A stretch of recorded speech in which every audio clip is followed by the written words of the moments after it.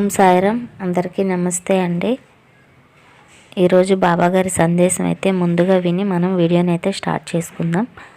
తల్లి, నేను చెప్పేది విను, ఇది ఈశ్వర ఆజ్ఞ. తొందరపడవద్దు. నువ్వు అనుకున్నవి అన్నీ చక్కగా నెరవేరుతాయి. నువ్వు కోరుకున్నది నీ కుటుంబ క్షేమం కోసమే కదా. ఎవరి చెడుని నువ్వు కోరలేదు కదా. అలాంటప్పుడు నీకు ఎందుకని విజయం లభించదని అనుకుంటున్నావు? ఆలస్యము అయ్యిందే కానీ నీకు విజయము తప్పక లభిస్తుంది. నువ్వు బాధపడకు. ఓడిపోయానని ఎప్పుడూ అనుకోవద్దు. నేను నీతోనే ఉన్నాను కదా తల్లి. అలాంటప్పుడు నువ్వు ఎందుకు ఓడిపోతావు?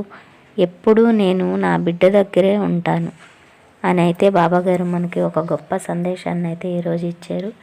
అలాగే బాబా గురించిన ఆయన షిరిడి గ్రామంలో ఏ విధంగా అయితే ఉన్నారో మనం వీడియో చెప్పుకుందాం. ఈ షిరిడి సాయిబాబా ఎవరు?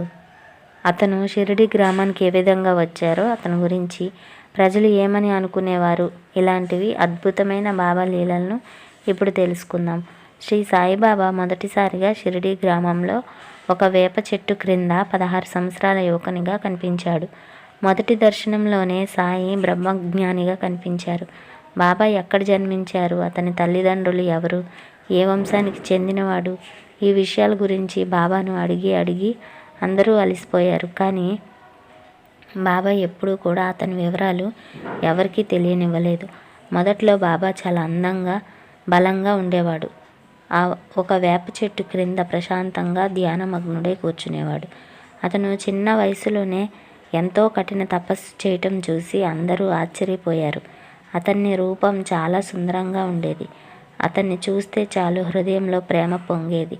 అతను ఎవరి వద్దకు వెళ్ళేవాడు కాదు. పగలు రాత్రి ఆ వేప చెట్టు దగ్గరే ధ్యానం చేస్తూ ఉండేవాడు.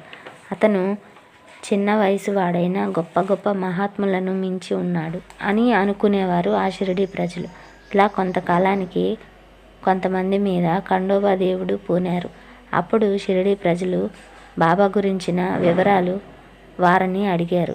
అప్పుడు ఖండోబా దేవుడు ఒక గుణపము పార తీసుకుని రండి, ఆ వేప చెట్టు క్రింద తవ్వమని చెప్పారు. వారు అలాగే తవ్వగా అక్కడ వారికి ఇటుకలు కనిపించాయి. ఆ ఇటుకలను తొలగిస్తే వారికి భూగర్భ గృహము కనిపించింది. దానిలో 4 లోహపు ప్రమిదలు కనిపించాయి. భూగర్భ గృహ ద్వారానికి ఒక పెద్ద బండ మూసి ఉంది. భూగృహంలో సున్నంతో గచ్చు వేసి ఉంది. అందులో ఒక పీట, జపమాలలు, గోముకి ఉన్నాయి. 12 సంవత్సరాలు ఆ బాలుడు అక్కడ తపస్సు చేశాడని ఆ ఖండోబా దేవుడు చెప్పారు. కానీ బాబా వారికి ఈ విధంగా చెప్పారు, ఇది నా గురువు అనమని, దీనిని ఎప్పటి వలె మోసేయండి అని చెప్పారు. బాబా ఆజ్ఞతో మోసేశారు. అప్పటి నుండి షిరిడీ వాసులు అది బాబా గురుస్థానమని అందరూ వందనం చేస్తూ ఉండేవారు. సాటే సాహెబ్ అనే భక్తుడు అతను వేప చెట్టుతో సహా చుట్టూ ఉన్న స్థలాన్ని కొన్నాడు. వేప చెట్టు మధ్యలో ఉంచి చుట్టూ గదులు నిర్మించారు. మొదట్లో షిరిడీకి వెళ్ళే యాత్రికులు ఇక్కడే ఉండేవారు. అతను పై అంతస్తు నిర్మించారు. ఉత్తరంగా మెట్ల నిర్మాణం జరిగింది. ఆ మెట్ల క్రింద దక్షిణ ముఖంగా ఒక అందమైన గూడు ఉంది.